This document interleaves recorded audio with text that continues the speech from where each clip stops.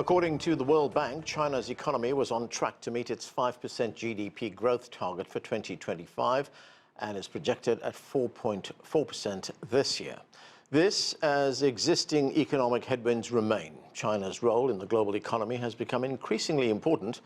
Amid lingering uncertainty and rising protectionism, the UN says China remains a key engine of global trade and economic growth. But what impact will China have on the global economy? Later, we'll be joined by the former Chilean ambassador to China and a former vice president of the World Bank. But we begin with Liang. She's a chair professor in economics at Willamette University, and Andy Mock is a senior research fellow with the Center for China and Globalization. Thanks to both of you for being with us. Andy, let me start with you. From 2021 to 2025, China contributed on average about 30% a year to global economic growth. Now, we see China's new policies are driving domestic consumption and investment. So looking ahead, how will China's policies affect jobs, markets, affect inflation as well across Asia and across the broader global south? Thanks for having me on today, Anand. So I think, first of all, the structural fundamentals of China remain the same. Strong governance, enormous market, ferociously competitive domestic situation that results in globally competitive companies from China. But I think there's three things worth pointing out that make next year and the next few years different. Two of these are related to the second Trump administration. So when we saw with Liberation Day, the intent was to make China capitulate, but instead it resulted in American capitulation. And this isn't just geopolitics. I think this has a very direct impact on the trajectory of China's economy looking forward. We see now a greater American pragmatism. So initially it was to withhold key technology from China to maintain technological superiority. Now that I think the U.S. in a sense has thrown in the towel, it's taking a much more pragmatic approach. And, I think the canonical example of that is the sale of NVIDIA H200 chips to China. So I think this, again, has a positive impact on the long-term trajectory of China's growth and its impact on the global economy. The second is also related to the second Trump administration, and this is Trump's threats or promise to annex Greenland. And what this is doing is presenting the European Union with an existential crisis. And what this means then for China is that the European Union is really in a bind, and it really can't afford to fight both the U.S. and China. So I think this really limits its ability to escalate in its trade disputes with China. And I think sooner rather than later, this will lead to a more favorable regime for Chinese exports in Europe. So these two factors, I think, are very, very new and important that will give China a better growth prospects as well as greater room for expansion. And then the third is artificial intelligence. And without going too deeply into this right now, I think this absolutely will be transformational, but also very disruptive as well because of the impact it will have on the labor force. And I'm sure we'll dive into that a little bit more later. Yes, we will. And Yan Liang, good to see you. What's your view on the way ahead? I mean, global GDP growth is projected by Goldman Sachs to increase 2.8% in 2026. And if we look at growth here in the United States, it's expected to be around 2.6%. But how important will China's growth be this year in the recovery and in global growth? Yeah, good to be with you, Anand. So I think China's economic weight has been always very important for the global economy. And so I think in the new year, China will continue to promote, its own domestic economy with, active fiscal policy. We already see some of the front loading of the policies to have $42 billion of financing to support some of the key projects like energy, transportation, and so on. And so I think this kind of fiscal policy will continue to help to promote its own domestic economy, and moderately loose monetary policy would also help to put the support right to its own economy. And I think externally, China will continue to both engage in unilateral opening, right, such as opening up for the Hainan free trade port, and also by extending a lot more favorable trade terms to developing countries. And we also saw China and South Korea just reached 15 official agreements to continue to expand trade, investment, and technological cooperations. And I think these kinds of actions from China will definitely help not only to support Chinese economy, but really help the regional and global economy. And I agree with Andy. I think China's technological innovations, again, not only help China's own new productive force to drive economic growth, but really partner with other countries, right, to drive the kind of technology development that's very important for the global economy. And the geopolitics is always ever changing, and it's always posing a lot of risks. But I think China's stance is always firm and consistent, which is China will continue to uphold multilateralism and work with like-minded countries to expand trade, investment, technological partnership, and also accelerate green transition. So I think that is why I think China is really playing a vital role, especially as the United States increasingly going rogue and exit from the global governance structure. I think that is very important for China to step up to not only stabilize its own domestic economy, but also help the rest of the world to really forge ahead.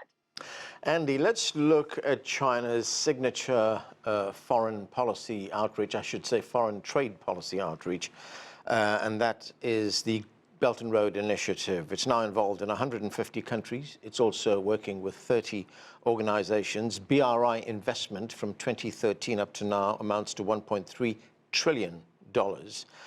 How does the BRI fit into China's broader strategy, and where is it having the biggest impact?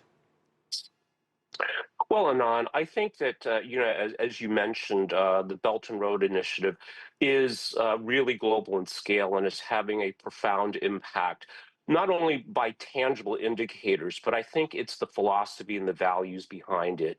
So, I think we can describe it as respect for mutual sovereignty, joint development without any strings attached, no ideological components to it as well. So I think whether we look at Indonesia, we look at other parts of the world, that really has had a very, very profound impact. Liang, let's get to something Andy mentioned earlier in the show, and that is innovation. Now, in the latest Global Innovation Index, that's the 2025 rankings, China entered the top 10 for the first time. China's move towards high value-added growth. Here is the Chinese Premier Liang talking about that. Let's watch.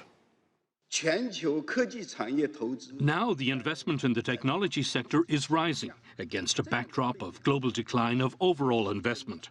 And this is particularly evident in China. There is a stronger desire for all parties to have collaborative innovation. Whether it's free trade, meeting challenges together, or collaborative innovation, none of these can be realized with one party working alone. For all of these, we need to embrace an open mind and work hand in hand to pursue openness and cooperation. So, Liang, what do you make of the Premier's point there that countries need to work hand in hand and pursue more open policies? Right. Well, first of all, I think AI is really a potential, technological revolution. It is going to, not only help to transform Chinese economy, but of course the global economy. And I think that China has a lot of advantages in AI development, as we know that China is holding 60% of the AI patent. It has over half of the global AI talents. Its energy has tremendous advantages for China to continue to build models, to test them, to use it for influence. And more importantly, I think China is very quickly commercializing AI and embedding AI into hardwares and many other products, and to really take advantage of the AI-driven productivity growth. So I think that's important for China. And at the same time, because China's models are, open sourced, and so it can also help to help other countries to really narrow that AI gap. So I think that is China's contribution, right, to this AI development, and also to utilize AI for general good, right, for broader economic growth. Now, I think China is also very important and play a very important lead role in terms of global governance of AI. That's why China has pushed forward the Global AI Governance Initiative. And I think that means that countries need to get together and set up some ground rules in terms of how to harness AI for the benefits and also minimize some of the disruptive impacts, right? Such as job displacements, as Andy hinted earlier. But I think it's way more than that, right? In terms of misinformation, disinformation, and using AI, for other military uses and so on and so forth. I think countries would need to have this kinds of governance structure, and I think China is playing a leading role in that. Andy, Elon Musk said that China is right now on track to outpace every country in the computing power that's going to be needed to run artificial intelligence. Of course, these are major challenges, but they also provide major opportunities. How will AI impact the global economy? Well, Anand, I think in a number of very important ways. Most people think of artificial intelligence as a general purpose technology like electricity. So we think pre-electrification, post-electrification. The world could not be more different. But I think what's also important to point out here, and to elaborate a bit on this, is the disruptive impact. And the way I see China approaching this is very similar to the way China approached WTO accession, in that it ingested short-term social disruption for long-term compounding and transformational gains. And I think we could look at AI the same way. I mean, we could look at it from a technical perspective: the power generation, the data centers, the chips, the models, the applications, et cetera. And I think China's doing an incredible job of diffusion, as Yang mentioned, partly through open source models. But I think the really important thing to keep an eye on is how China manages the social and political transition as AI truly becomes embedded in the fabric of every part of life, business, government. And I think this will serve as a model for many other countries around the world, especially in the global south. Liang, on these open source models that both you and Andy were talking about, how is China pursuing these kinds of partnerships? Well, I think China is pursuing this through many different ways. One is this kind of open source model is able to allow other programmers and other IT professionals to be able to develop this model and to be able to adapt to their specific uses. The other, I think, many other important, China's role here is, for example, China is providing accessible and green energies to many of the countries in the world. As you mentioned, BRI, I think a lot of it has to do with electricity generations, especially in the green renewable energy field.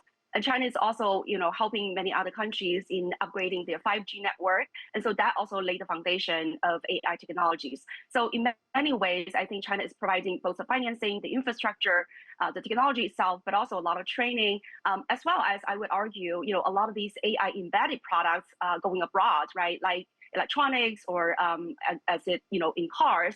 I think all of this help other countries to be able to climb up the sort of AI ladder and to be able to enjoy the benefits that AI can bring, as well as narrow the AI gap. Okay, we are going to have to leave it there. Yang Liang, Andy Mok, thanks to both of you for being with us. Thank you. Thank you, Anand. Joining us now is Otaviano Canuto. He served as Vice President of the World Bank. He's currently a Senior Fellow with the Policy Center for the New South. And Jorge Heine is the former Chilean ambassador to China. Thanks to both of you for being with us. Ambassador Heine, we have been talking about China's broad economic engagement with the world, and I want to look at some specific areas in this part of the show. And let's start with Central America. These countries in Central America, they've pursued broad economic and trade partnerships with China. How do you see the relationship evolve, and where is it having the most impact? Well, let me say this. There is an important difference between the countries in Central America and those in South America. That difference pertains both to size. The Central American countries tend to be smaller. They also tend to have a lot fewer natural resources than South American countries. Therefore, their relationship with China is markedly different from those of, say, Brazil, Chile, or Argentina, in the sense that they are not driven by commodities or natural resources in their trade with China, but rather by other things linked more related to services, more related to tourism, more related to manufacturing. So in that sense, it's a different type of of relationship. I will say this, what we have seen in the course of the past few years is that at least two of those countries have signed free trade agreements with China. One of them is Costa Rica, the other is Nicaragua. Costa Rica in 2007, Nicaragua in 2024. And in some ways, we still have to wait for the impact of that. But their economic relationship with China are a lot weaker than those of South America for the reasons that I mentioned earlier. Another important thing to keep in mind is that they are also much closer to the US sphere of influence and much more integrated into the US economy than South American countries are. So it's quite a mixed picture. Okay, Otaviano, China's expanding trade and economic relationships have greatly impacted the developing world. It's been a primary driver of growth in the global south. How would you characterize China's economic and trade engagement with the global south?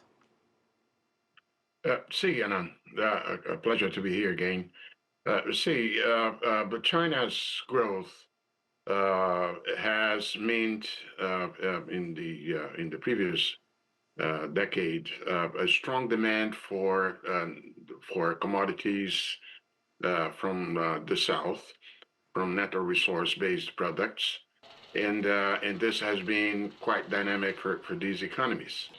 The question now, exactly at this moment, is the extent to which China will, in its adjustment to the new conditions for the external markets and so on, will remain as such a source of demand. It's important to highlight how the Central Economic Work Conference that was held in December made important, using its words, upholding the leading role of domestic demand and establishing a great domestic market as a priority for this year. And so in doing so, the demand for products from the other southern countries might remain strong. The doubt is always the extent to which the export growth by China will continue, right? Whether the extent to which there will be some change in the path of the renminbi, because there are strong pressures towards a devaluation of an appreciation of the renminbi, and the extent to which as well the property slump, which is set to persist, will be dealt with by the authorities so as to maintain the growth path of China, which is the source of demand for exports from the southern countries. Ambassador, as you pointed out a moment ago, the Chinese relationship with the Central American countries is very different from those in South America. Let's turn to South America right now. It's a relationship that's very broad and it's one that's growing. Where do you see the potential for growth in that relationship? Well, I see the potential for growth in that relationship in the transition towards a green economy, in the energy transition. The key point to keep in mind here is the following. South America has some of the biggest copper and lithium reserves in the world. The so-called lithium triangle of Chile, Bolivia, and Argentina is estimated to have some 60% of the world's lithium reserves.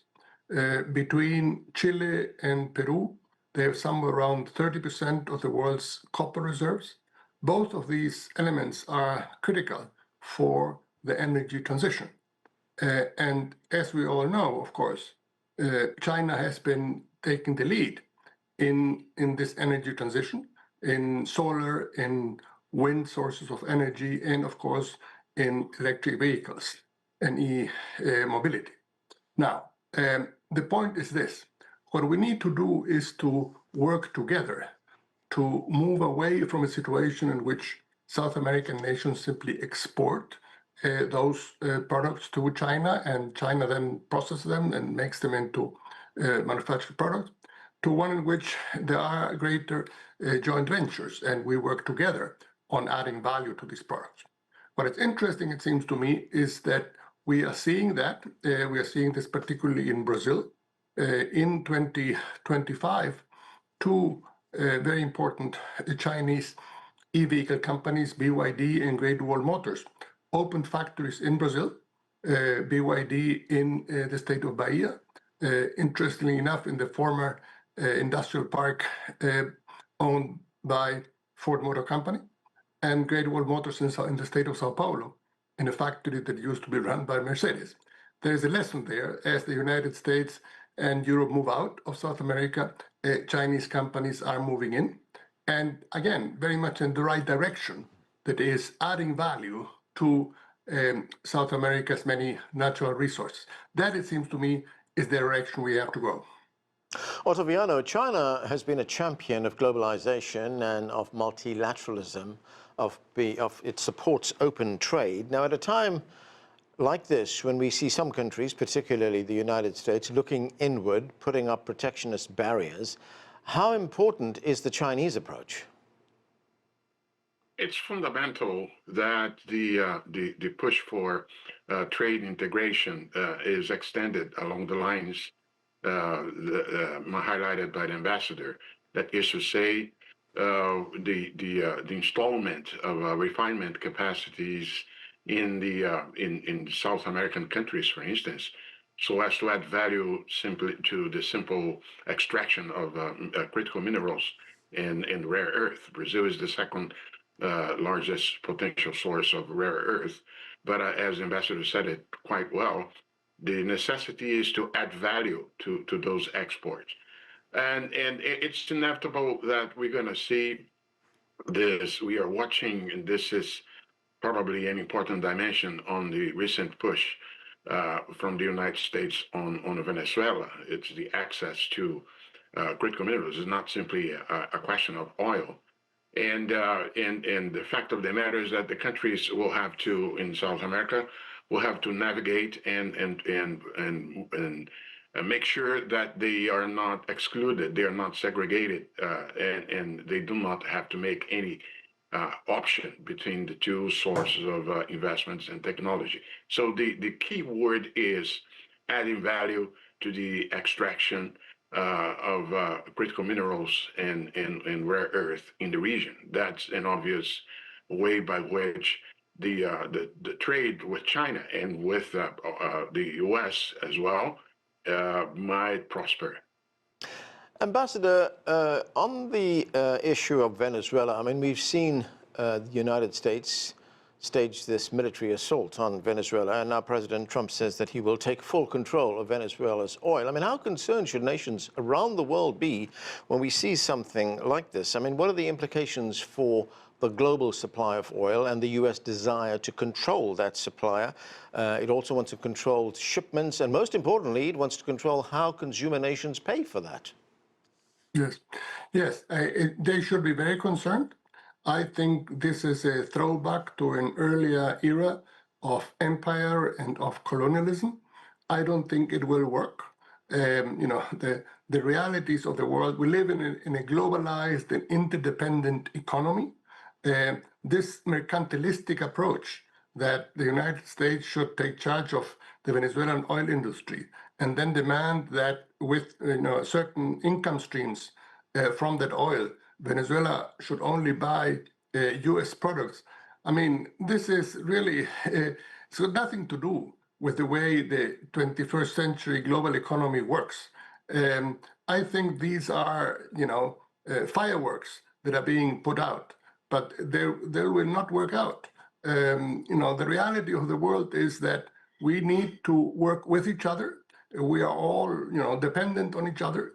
And it seems to me that the message in this country, the message that's coming out of China in terms of championing free trade, championing multilateralism, is very much the way forward. We have just heard that the United States will abandon, I think, 60-some multilateral bodies. I mean, this is not the way forward. The world has many, many challenges, many problems, and this unilateral approach will simply not work.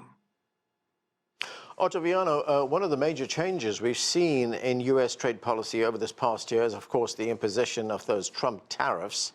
We remember the day when he announced them to most of the world, Liberation Day as it was called. What kind of impact have those tariffs had on the global south? The impact has been, let's say, a bit limited by the fact that many southern countries, as the case of Brazil, for instance, found alternative spots to increase its exports. But nonetheless, one cannot deny that the impact has been, in net terms, negative. This approach this protectionist approach taken by the U.S. Had a negative impact on the GDP growth of many countries in the region, even though not dramatically bad. Among other reasons, because there was some Mr. Trump always chickens out in the sense that some of those tariff increases were reversed. Now, the important point is the following, since you were approaching the case of Venezuela and so on. We might have different stakes of this struggle, this dispute between U.S. and China in the region. The reality differs from country to country. There might be some of the countries in the region that might be, let's say, willing to take any option and so on, whereas others not. I don't see countries like Brazil and Chile, for instance, accepting to discriminate against Chinese investments in order to favor U.S. investments. So the dispute will not be, let's say, with one country, one source of capital in detriment to the other. To be seen how it unfolds. Ambassador Heine, I want to get back to something you talked about a moment ago, and that is this withdrawal by the United States from dozens of international organizations. As you have pointed out, this unilateral approach is not sustainable in the long run, especially at this time in the 21st century. Two of the organizations that the U.S. withdrew from is the International Energy Forum, as well as the International Renewable Energy Agency. Now, we already know that China is a leader in alternative sources of energy, green energy, that is. So do you see China's role now expanding? Well, certainly. And here, of course, we have to keep in mind the following. At this point, we have two very different approaches to the energy challenges the world faces. Right now, the United States is very much promoting the use of fossil fuels, which, some would say is very much, the wave of the past. And on the other hand, China has been pushing the energy transition, e-mobility, and, the transition towards a green economy, using, wind, solar, e-mobility, and other sources. In that sense, it seems to me that the message is crystal clear. What China is putting on the table is the wave of the future. And on the other hand, fossil fuels are very much a legacy of the past. Okay, and that's where we have to leave it. Ambassador Jorge Heine, Otaviano Canuto, thanks to both of you for being with us. And that's it for this edition of The Heat. I'm Anand Naidu in Washington.